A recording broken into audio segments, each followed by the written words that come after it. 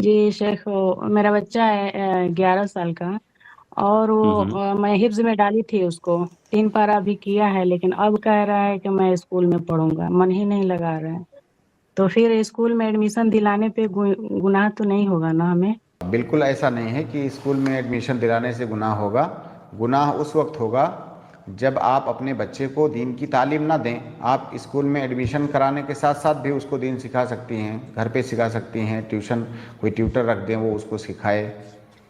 तो बहरहाल ये तो उसका शरई हुक्म हुआ कि स्कूल में पढ़ने से गुनाह नहीं है। गुनाह उस वक्त है जो चीज़ें आप पर वाजिब हैं जब उसको ना करें। माँ बाप की जिम्मेदारी होती है कि बच्चे को उसके दीन के जो बुनियादी बातें हैं उसको सिखाएं। उसको एक अच्छा मुसलमान बनाने के लिए जिस तरबियत की ज़रूरत होती है वो तरबियत बचपन में उसकी करें, चाहे उसका ताल्लुक़ तालीम से हो, तरबियत से हो, अखलाक से हो, आदाब से हो। ये सारे ये सारे काम आपकी ज़िम्मेदारी हैं। अगर आप अपनी ज़िम्मेदारियां निभा रही हैं तो आप गुनहगार नहीं हैं। बाकी स्कूल में आप उसको दाखिला दिला सकते हैं।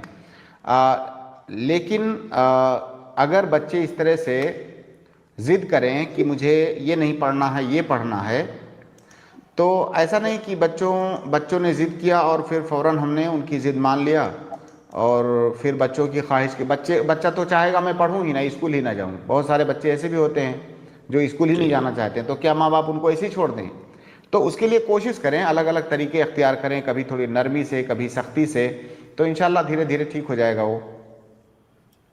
शेख 3 पारा हिफ्ज का कंप्लीट कर लिया है, उसके बाद से अब कह रहा है कि हमको स्कूल में एडमिशन दिलाइए, मैं स्कूल में पढ़ूंगा। तो इसलिए मैं कह रही हूँ कि 3 पारा कर लिया है, मुझे तो बहुत शौक था कि मतलब हिफ्ज कर लेता पूरा। लेकिन 3 पारा करने के बाद से वो कह रहा है कि हमको अब स्कूल में दाखिला दिला दीजिए, हम स्कूल में ही स्कूल पढ़ूंगा, में इसलिए। दाखला दिलाने में कोई हरज नहीं है। बाकी वो आपका बच्चा है, आपको पता होना चाहिए उसको मनाना कैसे है, जो है हिफ्ज करवाने के लिए उसको पढ़ाने का तरीका क्या होगा, ये ज़्यादा बेहतर आप समझ सकती हैं।